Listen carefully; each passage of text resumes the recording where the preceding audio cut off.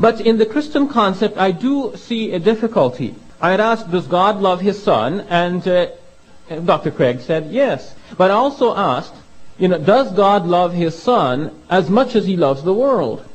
This is the whole point of that. And if he loved the world enough to want to spare the world, did he not love his Son enough to want to spare his Son? And couldn't there have been another way that God could just simply forgive human beings? Wasn't that within his power to do it, just to forgive human beings and let his Son also go?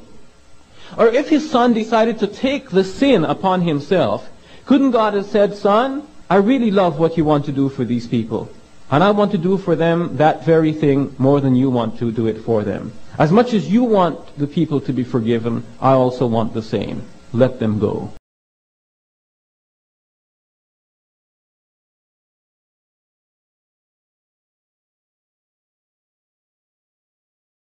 More than the Son loves, or equal to? Why doesn't the Father come himself? I don't shove my Son in the path of a moving car to go and save somebody. I go myself and I protect my Son. So the whole thing makes no sense. Now, Shabir, let me... May I just say something on that? Yeah. I think it's very simple why he didn't come himself. He did come himself, and that's one of the mysteries of the Trinity. But I think it's very simple why he didn't come himself. He did come himself, and that's one of the mysteries of the Trinity. But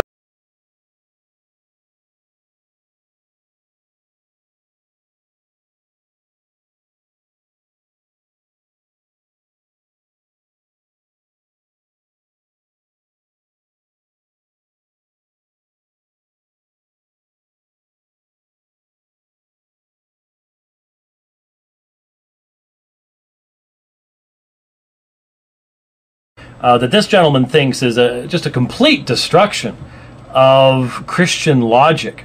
What it is a complete demonstration that, once again, Shabir's knowledge of the Christian faith is limited and deeply influenced by, shall we say, traditions that have no place within the Christian faith.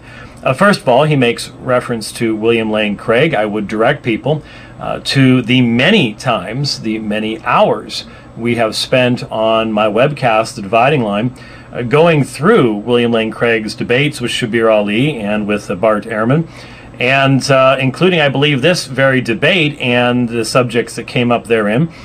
And we were consistent, unlike many of my Muslim friends, in disagreeing with many of the things William Lane Craig said. He is a Molinist. He comes from a theological position that we would find as Reformed believers to be very inconsistent with biblical revelation. We don't hide that. We put it right out there in the open and explain why it's relevant to the differences in our approaches to Muslim apologetics itself.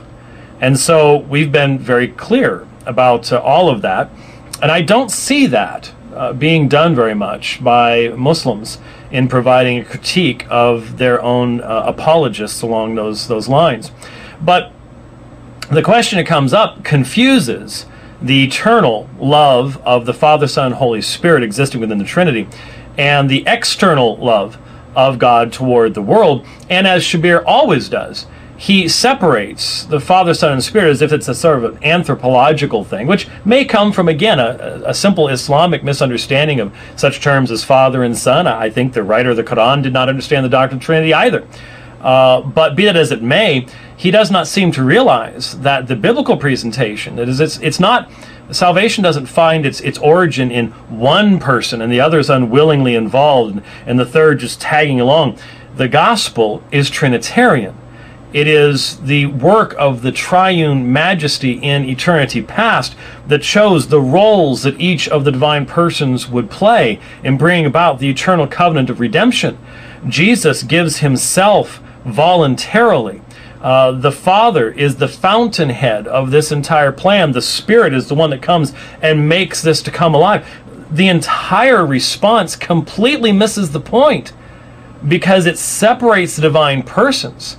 And likewise, again, does not understand that from a biblical perspective, God's holy law, his holiness, not only must be vindicated through the punishment of sin, and hence his justice demonstrated, but that entire concept of holiness is intimate, it's intricate within the text itself. It cannot be just separated out. God can't just go, okay, I forgive.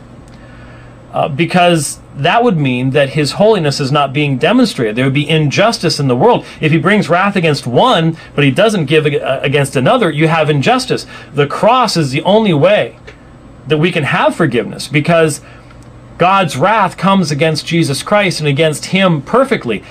No one receives injustice. Your sin will be either punished in yourself or in a perfect substitute.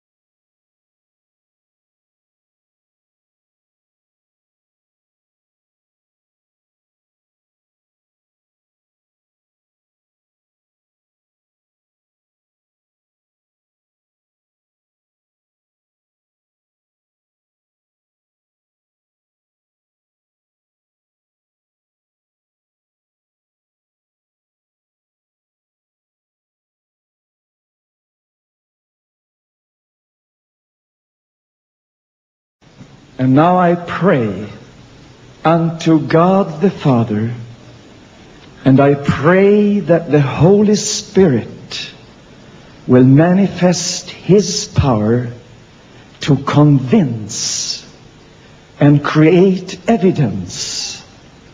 For me, is one of the greatest proofs that Islam is bankrupt apologetically. It's bankrupt as far as having a serious argument to make. Because me is one of the greatest proofs that Islam is bankrupt apologetically. It's bankrupt as far as having a serious argument to make. Because